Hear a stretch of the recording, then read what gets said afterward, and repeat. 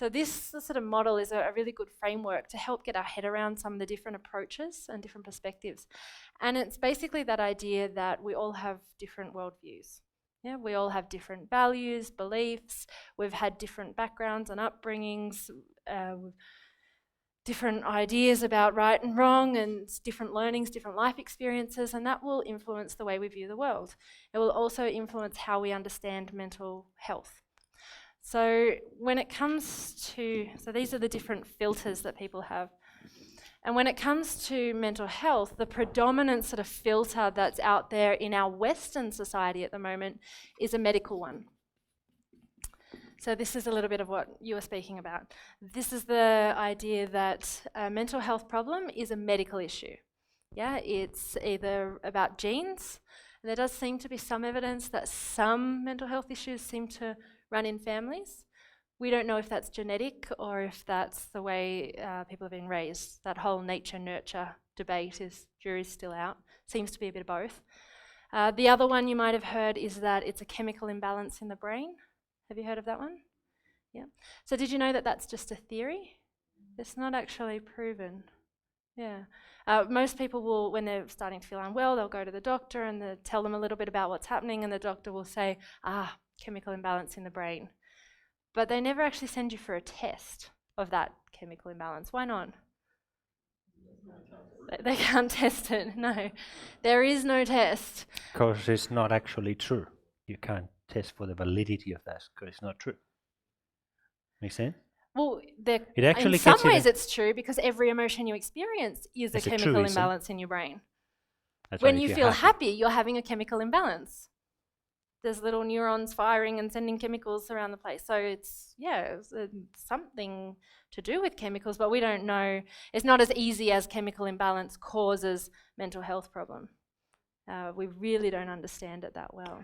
And there was an associate professor at the University of New South Wales wrote an article recently saying that it gets even more screwy than that. Not only is there no proof that there's a chemical imbalance in the brain, so by imbalance we say that there's a lack of chemicals working in the brain that is causing the depression, but the step before that, that is understanding how serotonin works in the brain, they don't even know how that works anyway. So here we have a lot of health professionals telling everybody it's a chemical imbalance, you need to have these pills, where not even the first stuff has already been, we don't know how it works. That's probably the most common medical sort of approach to dealing with this stuff is, well, it's an imbalance, so let's give you other stuff to try and balance it out. In fact, what we're finding more and more is that can throw things out of whack even more. And we're still learning a lot about that, but there's some really scary stuff. However, there's some very good things about the medical. Like, I think everybody that is starting to feel unwell, if there's no actually good reason for it, I think the first thing that you should do is have a good general checkup. Have blood tests, urine, check that everything is working well, check for allergies, because if you're intolerant to foods or if you are allergic to something, that can also impact on how you feel. Could be a thyroid problem. It could, yeah. So it's a good idea to check. It brings a lot of things. Now, another one that is coming through at the moment, in a couple of studies, they're saying there might be something to do with the gut bacteria in the gut associated with how you think, how you feel, I'm sorry. So there's still things that they're contributing to the conversation, because our physical self is not divorced of our emotional self. It goes hand in hand. So if we're not feeling good, our body sometimes doesn't feel good. In actual fact, have you noticed that if you're concerned or you're worried, you tend to get more sick? You catch the flu. You tend to have more accidents. Or the other way around. If you're feeling run down physically, you're more likely to be irritable. Or So or if you're taking medications like Ventolin, steroidal-based medications can make you feel more edgy and more, likely to snap at people, and But that's one view. That's sort of the medical kind of approach to thinking about mental health. But compare that with someone who views the world through a completely different filter, a different lens entirely. They might view the world spiritually. So this is a person who would say, look, it's nothing to do with chemicals or anything like that. What I'm going through is a spiritual crisis. or a loss of connection, a loss of belonging, loss of attachment to country. For many Aboriginal people, this is a very relevant one, resonates. Not all, but for many people. I'm not feeling connected to a higher power. A lot of people would say, you know, what I went through felt like a breakdown, a spiritual breakdown. Now that I think about it, it's kind of transformative. It's more like a breakthrough.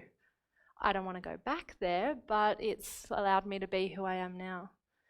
And from this perspective, the person's going to take steps to feel better through a spiritual filter. So they're less likely to be going off to see the doctor and getting medication or some of the other medical treatments. They're more likely to seek relief through meditation, through prayer, through connecting with nature, going back to country. Visiting psychics. Visiting a psychic, an energy healer. You know, I actually was working with one gentleman who, for him, the best thing he could have done, and he did do, was go and speak with the healer of his community. And they did a ritual process. I don't really know what happens, but it totally worked.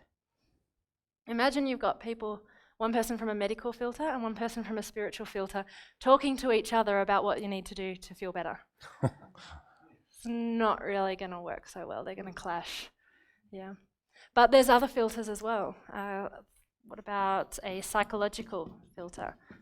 So this is the person that would say it's not a medical concern. It's nothing about spirituality. It's thought patterns. You know, and if you're thinking negative all the time, well, of course you're going to feel depressed. Or if you're a perfectionist, anyone, and everything always has to be perfect, then you're going to feel disappointed when it's not. And so the way we talk to ourselves, the way we think, can set us up to feel better or to feel worse. For this person, they would see the treatment as more likely to be changing my thinking patterns. So they might go and see a counsellor to talk about those thoughts, good self-help book, psychologist. Yeah, there's good and bad out there of all of these things. So whether it's a self-help book or a counsellor, a psychologist or a doctor, shopping around is sometimes a good idea too. Another filter is the trauma one. So this is the person who would say, it's not a chemical imbalance, it's not a spiritual crisis, my thinking's just fine, it's just I've been through crap. I've been through some stuff in my life, of course I'm feeling this way. This is sort of a natural response. This is what my body, my mind needs to do to cope with everything that's happened. And therefore my recovery is coming to terms with what's happened and being able to move forward. Accept that it's happened, not resign myself to it, but come to terms, accept that's happened, what am I going to do now going forward? And people will do that through the help of a counsellor or sometimes support groups with other people who've been through similar experiences. Can be very useful for people. And the last filter I'll just mention here is quite interesting. It's the political filter. It's not so much about politics, but it's more about power. And the extreme of this view would say there's no such thing as a mental disorder. That society has a box of what's considered normal, and anyone who operates differently gets called crazy. And say, nothing wrong with me, I'm just different, so what? I'm creative, I'm eccentric, leave me alone. I don't want to work Monday to Friday, 9 to 5. Doesn't make me crazy. Yeah. So, there's probably some good truth in here too, because these people refer to the DSM. Anyone heard of the Diagnostic and Statistical Manual? It comes from the medical profession. It's basically a big book that lists every single mental health problem you could possibly have. I guarantee you, if you look in there, you'll find something you've got. There's caffeine addiction, there's all sorts in there. Thing is, we're up to version 5. So many years ago, in one of the earlier versions, if you believed in God, you had a mental illness.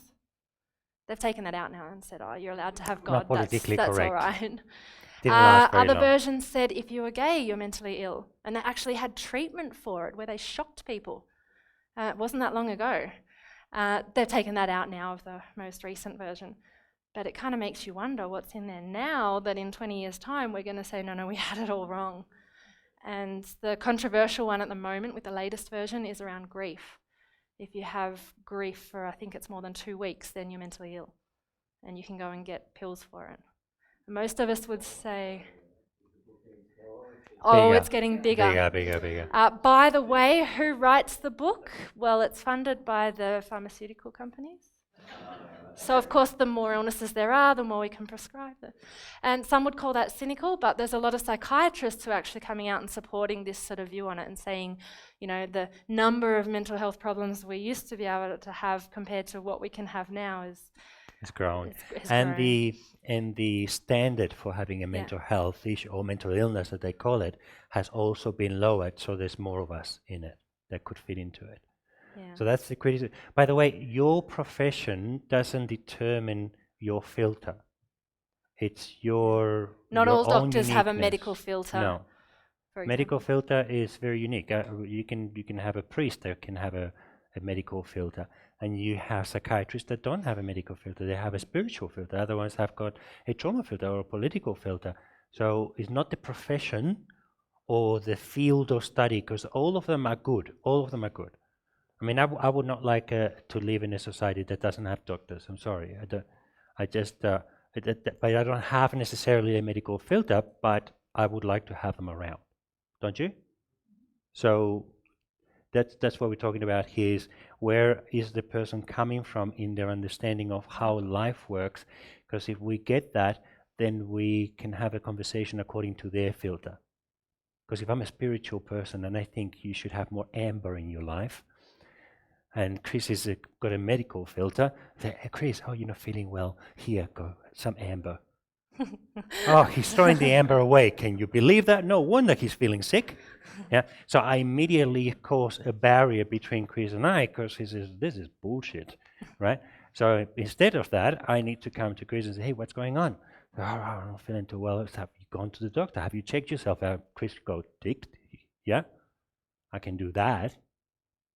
Or I found these research articles written by the psychiatrist. I'm not sure if you're going to find that useful. Yeah, this guy's all right. He gets me, right? Because I'm talking his language. So that's important in this regard. The first thing is to know, where's my own filter on this? Because I've got to be careful about that. Yeah, I've got to be careful not to be pushing that onto other people who could come from a whole range of these. Who has an idea where their filter may lie? What I might get you to do is just in a minute turn to the person next to you and have a quick chat about this stuff. If the person doesn't know what filter they're coming from, listen to the language, because you'll hear it in the language. If they're talking about being out in nature, maybe it's a more spiritual approach. If they're talking about thoughts, maybe it's more of a psychological filter. But just have a bit of a chat and see if By you the can way, there may figure be filters that are not there. See if you can find other filters that are not there. They should be there. Ready, go. All right, how'd you go? Let's hear from you. What did you discover? Lots. Okay, tell me about that. Can I get everybody looking at Dylan?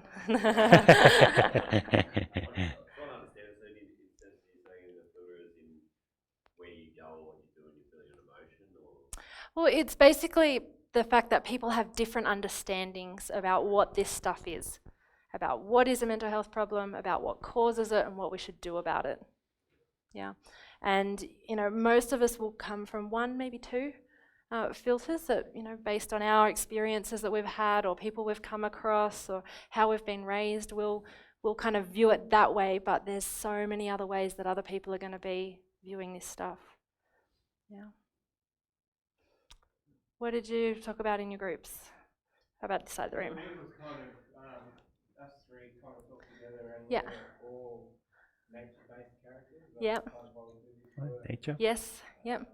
We identified mostly with the spiritual aspect, but then all of us also have other problems. A lot of it depends on the relationship you have with that person. If you've got a good relationship, you may be more able to say, well, have you thought that maybe could be something to do with this? Our sort of rule, as a rule of thumb, is better if you can to not make any suggestion. Find out from the person, like, what do you think what's going on here? And then you'll find out where they're coming from. And that can be your sort of guide. Follow their lead, really. Yeah. Nice analogy. And that's a very good insight. Because one thing about filters is they're useful because they are shortcuts. But if we get too hung up on a filter, it starts hurting us. That's all our job.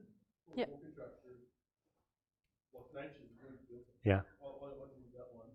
But after a week's work, I'm in the bush all week. I've seen when we look at it, it's not a good. And you can take it for granted, don't you? Yeah, so I've got to Yeah. do something else. You got to do something else. And also, if your filter, that's a very good example. I mean, let's say that your filter is nature. Oh, great. Does that mean that all of a sudden you lose your clothes and you just live in the bush? No, that would be an extreme, wouldn't it? And that actually could be dangerous in the Blue Mountains, wouldn't it?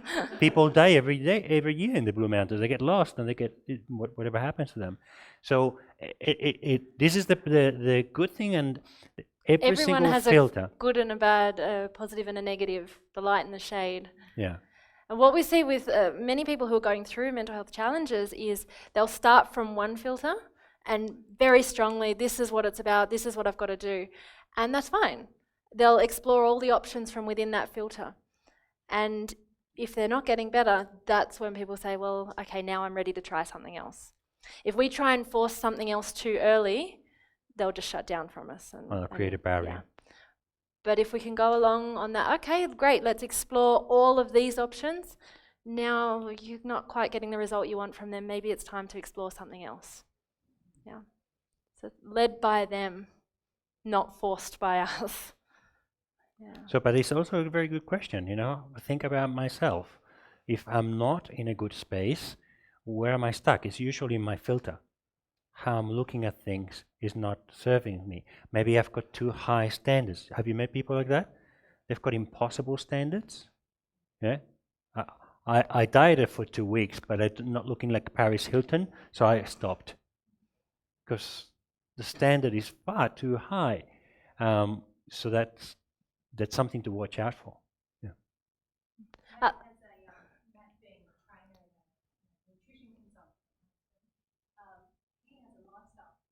Yes.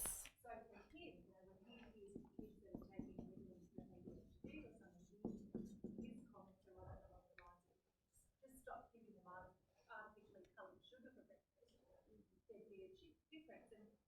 And that's very reflective of his filter. And to some extent, there's going to be some truth in that. But I say, well, just be careful, you're sounding like a judgmental asshole. And that's exactly where Exactly. because I was so entrenched within my own filter. And there's nothing wrong with trying that, stopping that for a while, for 6 months, and see if there's an improvement. It's a wise thing to do, but not everybody will respond to that. Yeah. And there's evidence for each of these. Every filter has its own evidence. So when it comes to lifestyle, for example, there's been study after study that shows exercise is one of the most effective forms of treatment for mental health problems. Unfortunately, it's often the last thing you feel like doing when you really do. Even if you're not depressed, it's often the last thing you feel like doing. But it's been shown to be even more effective than medications in the majority of cases. So there's evidence for that. There's evidence for cognitive behavioural therapy and ways of talking with people. There's good evidence about the impact of trauma and how we can recover from that. Even spiritual has its own evidence. Yeah, it's just that when we're in one filter, we seem to dismiss the evidence of others, as it doesn't ring true for me. But they all have their evidence. And when we're building our own resilience, we need to attack our fear from many flanks, not just one. Think of fear as your enemy when it's getting out of control. You need to attack that enemy from as many flanks as you can think of, because you don't know what's going to have the impact that you want. Make sense?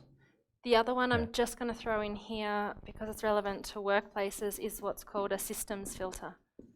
So this is the view that it's not one person who's suffering, it's the whole group. So rather than pointing the finger at one person and saying, you're the one with problems, you've got issues, we need to look at the bigger picture and say, hang on, what's going on here? So it's quite common in child psychology, for example, if they bring a child... Anyone watch The Super Nanny? No? All right, The Dog Whisperer? They both have the same formula. Basically, in the super nanny, the parents ring up and say, I've got this problem toddler, they're having tantrums all the time, please fix. Super nanny comes in and spends most of the time dealing with the parents, educating them, teaching them about what systems to put in place for the whole family. And the whole family improves. The dog whisperer does the same thing. The dog's causing problems for us, well, he spends most of the time working with the owners around what they need to do differently. In workplaces, maybe it's not one person who has a problem, maybe there's some systems and processes that are not necessarily healthy and helpful for people. How people are dealing with each other. What are the fears that they're creating? Are they getting along? Do they know how to get along? Sometimes people don't. There's such different filters, they can't even have a conversation. So learning to converse together, learning to communicate, it could be just as useful as to focus on other things. Hi, I'm Emmy Golding, Director of Psychology for the Workplace Mental Health Institute. We hope you liked the video. If you did, make sure to give it the thumbs up. We have more and more videos being released each week, so when you subscribe, you'll get a notification letting you know when a new one's just been published. So make sure to hit that subscribe button and don't miss out on this vital information for yourself, your colleagues, and your loved ones.